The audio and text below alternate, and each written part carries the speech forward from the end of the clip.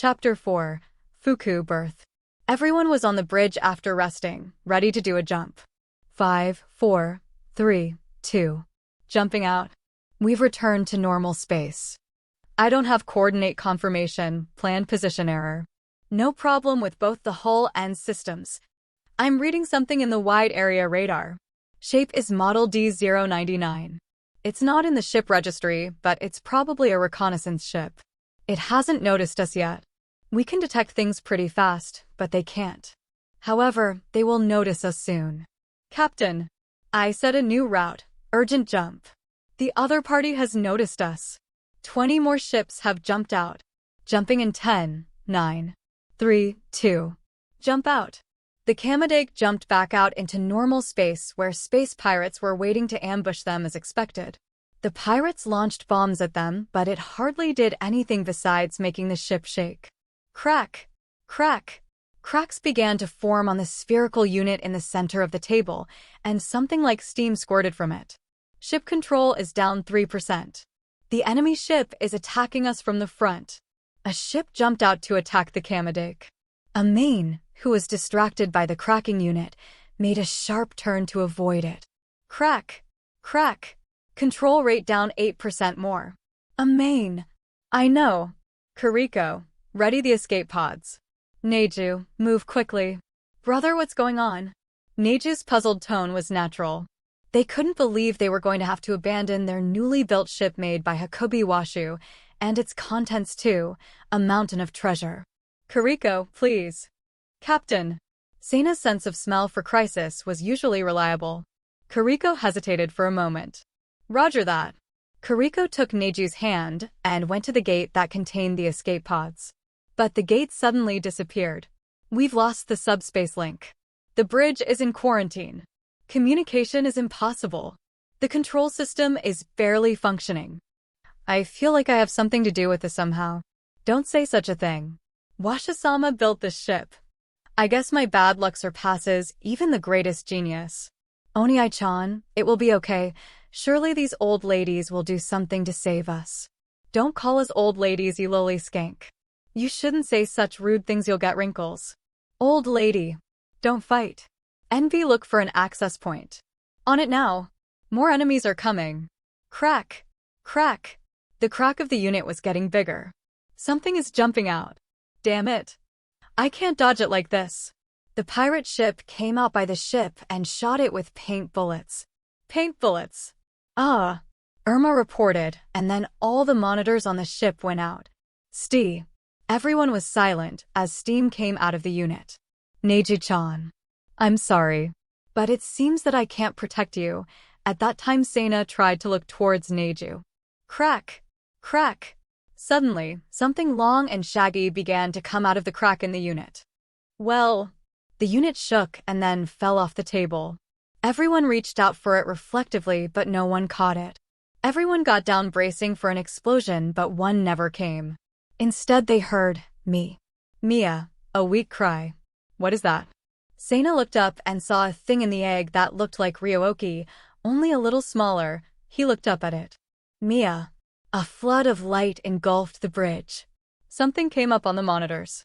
This is. Kiriko was familiar with the installed software group. It was similar to what was used on Mikagami's bridge. However, the version that was on screen was newer than the one used by Seto. Although its installation was still ongoing, the navigation software began running again, and it showed what was going on outside. Many other ships had surrounded them, and they were all charging to fire at the ship. Everyone prepare for impact. Kiriko warned. Everyone clung to nearby chairs. However, the impact wasn't felt at all. Maya-an. At that moment the hull responded instantly to the cry of the little cabot. A heavy low vibration noise occurred. The red paint adhering to the hull exterior flew off instantly. The energy twisted enemy attacks around the hull. Maya.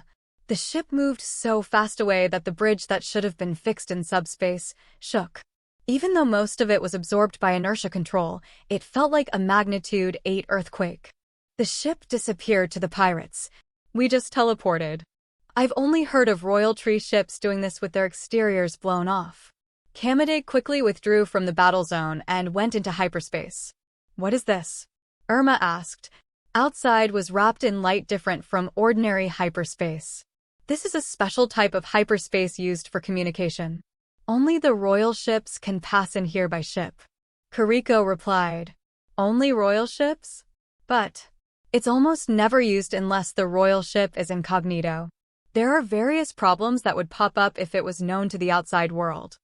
The extraordinary capabilities of the royal ships were a terrible thing in the eyes of other countries.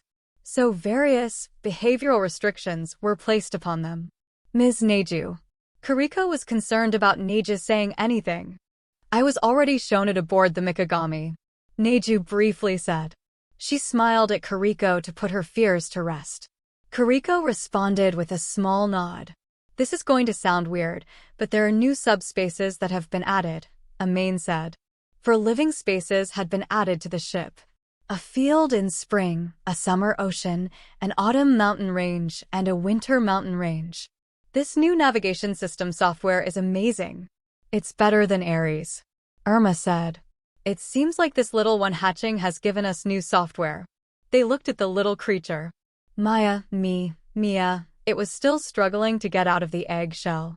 Don't worry, little one. However, it didn't listen to Neju and began to shake its heads and legs and began rolling. Mia.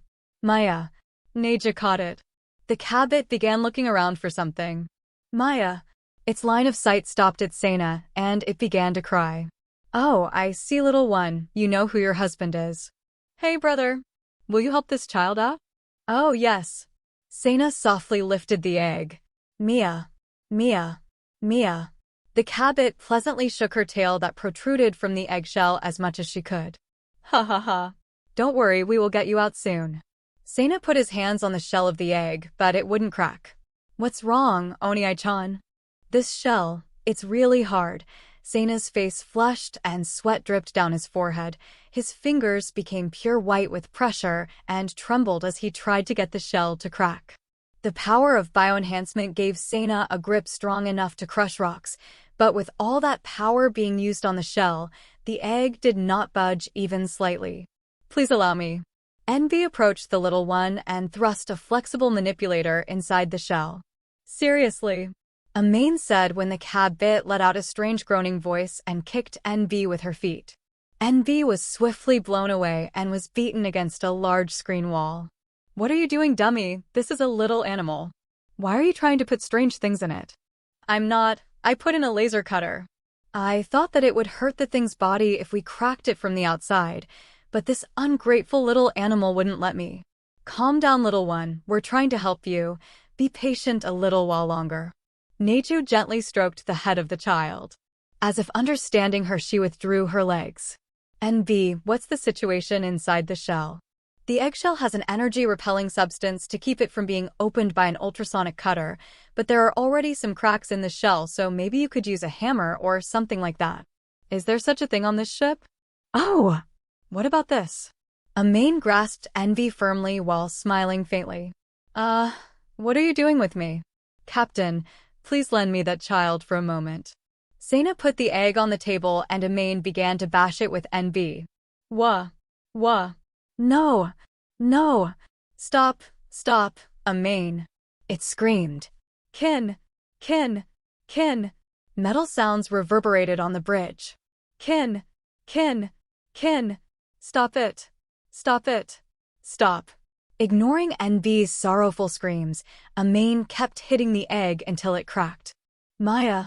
The child jumped out of the shell and ran to Sena. Ha, it worked. Mia. Sena hugged the creature and rubbed its head. Yay, we did it. The little one is out. But we can't just call her little one forever. Big brother, give her a name. Why me? Because you're her master, isn't that right, little one? Maya. Well, the name of the ship is Kamadake. What about giving her the same name? That's just confusing. Then let me think of something. Well, first of all, Envy suddenly interrupted and poked at the cabbit's crotch. Migiat. The little one kicked Envy with its foot. Envy was strongly slammed into the floor. It was surprising such force came from such a small body. NB then bounced back up almost to the ceiling. After a long time in the air, NB came down to the floor. NB. What the hell are you doing? If you name it, you need to know whether it's male or female. By the way, it's a girl, so name it something cute. How about Fuku? Yeah, that's a good name, Fuku-chan. Your name is Fuku. Neju stroked Fuku gently. Fuku looked happy as she looked away from Neju towards Seina. All right then. Fuku. Your name is Fuku. Seina gazed at Fuku and called her name. Maya. Mia. She smiled as if she understood that it was her name. Mia. Mia. Oh! However, a mane disrupted the happy atmosphere because she noticed a serious problem the others hadn't. What? Well, where exactly have we been flying to the past few minutes? Everyone suddenly realized what she had said. Oh no, we forgot. Kariko sat in the operator's seat and quickly checked their route. Aya! Kariko screamed loudly. What? What's up? We're way off course. Well, that's expected. The guidance system changed quite a while ago. It's not a joke. If we do something wrong, there's a possibility that we won't be able to apply for ship registration. There was a possibility that there would be trouble caused by rewriting the previous course plan when the application form arrived at a government office and was accepted. This is bad. Hopefully they see it as a double application. If it is not registered right, they may treat us as a suspicious ship as soon as we leave hyperspace. That's bad. If we come across a surveillance ship, we'll get attacked if we're not careful. They would be able to fly in Jurian airspace normally, but the ship wasn't registered yet, and they could also possibly jump out into the space of another country. Kariko-san, I have received a reply on the ship's application. Wow! Really? Yes, there's no reason to worry. Oh! Kariko stared at the document and breathed a big sigh of relief before she started entering the ship's registration code into the proper area of the OS. It was about a year after that Kariko regretted that she didn't reconfirm the accepted application. Ship registration complete. System checks are also completed. Captain, I've completed all the checks, so it's time to jump out. Please have Fuku come back to the table. Kariko told Seina, who was playing with Fuku. Okay then, Neji, please take Fuku back to the table. Seina handed her Fuku. He went to the captain's seat.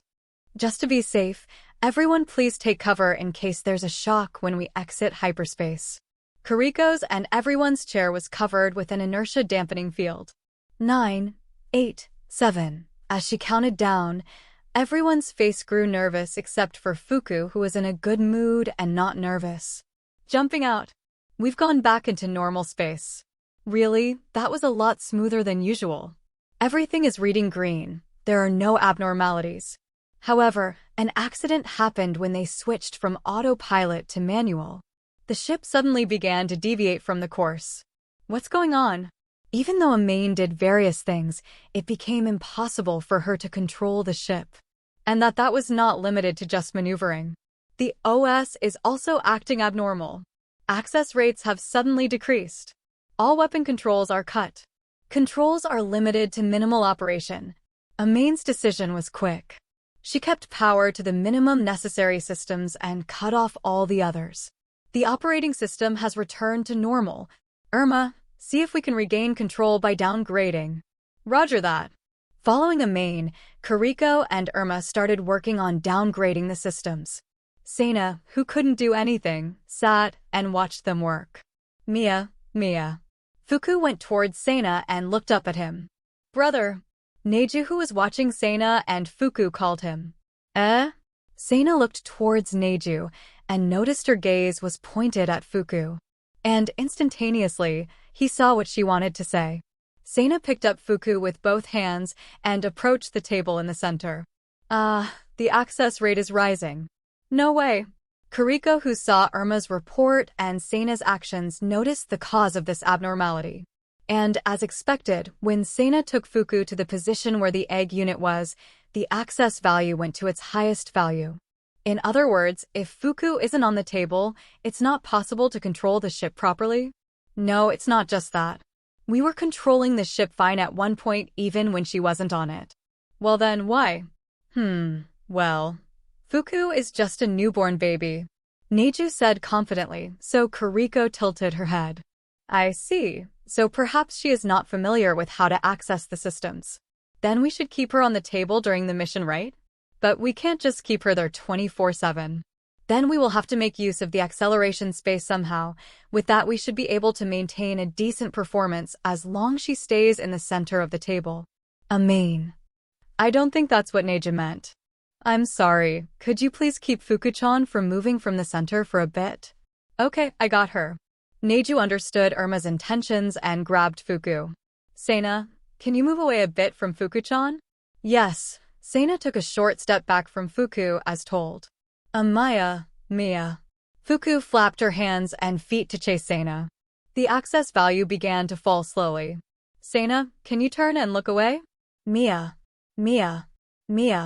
As Seina diverted his line of sight, Fuku instantly gave an uneasy cry.